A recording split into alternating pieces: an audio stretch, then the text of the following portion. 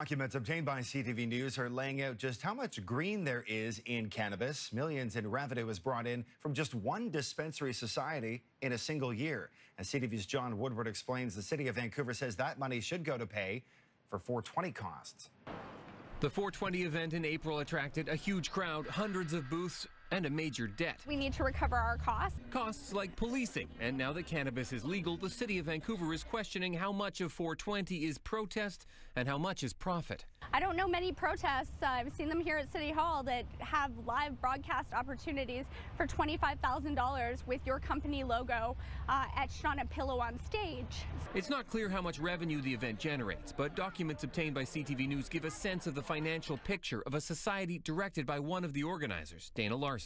Our dispensary does subsidize 420 quite a bit. In 2017, the nonprofit Vancouver Dispensary Society booked some $7.3 million in revenue and wrote down some $640,000 in profit. More than double 3 years ago, adding up to $20,000 in income each day. We are in a very volatile industry. We do face a lot of risks here, including having had to shut down this location very recently. One of several shut down because of a court order enforcing city rules, leaving just Larson's Thurlow location selling pot. Well, it seems like Dana Larson Society has got quite good cash flow. Park Board Commissioner John Cooper says with that kind of money, there's plenty left over to pay city costs, expected to be in the $300,000 range. Policing costs around half that. We could do a lot with that. You know, gardeners, lifeguards, all kinds of things that the city taxpayers are on the hook for. Event organizers did write a check for about $64,000 for previous events, but Larson says they won't pay for policing.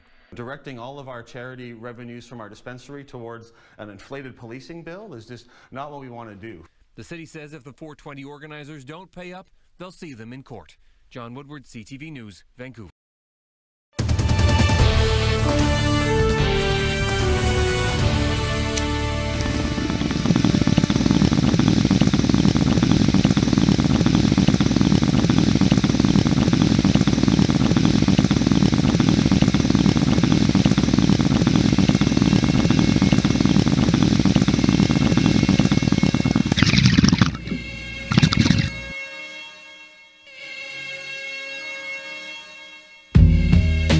As we know, the only cost involved that we don't cover is the policing bill. Cops. Otherwise, we cover everything else.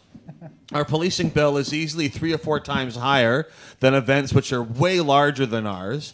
I'm not really keen on giving the police money for our protest anyways, but if they had a reasonable amount, maybe we could talk about something. But when it's like... And then they spend a lot of money at the art gallery every year. And last year, it's especially egregious because the city and the police together, city engineers and police, spent $70,000 at the art gallery trying to stop any protest from happening there when none was scheduled. 70,000. So, nope, nothing was scheduled there. Nobody was. In previous years, there has been some protest at the art gallery on 420, which I don't see that we're responsible for 70,000 by any conception. How did they try to stop the protest by burning piles of money? Yeah, there you go. Yeah, blowing smoke at them. Blockade out of $100 bills. They clouded them out with smoke. You ain't getting nothing. So don't breathe it in. Get And out what's of here, crazy guys. about it is that the entire policing bill for an event like Car Free Day on Commercial Drive is only $40,000. So they spent almost twice as much trying to stop an event that wasn't planned on happening.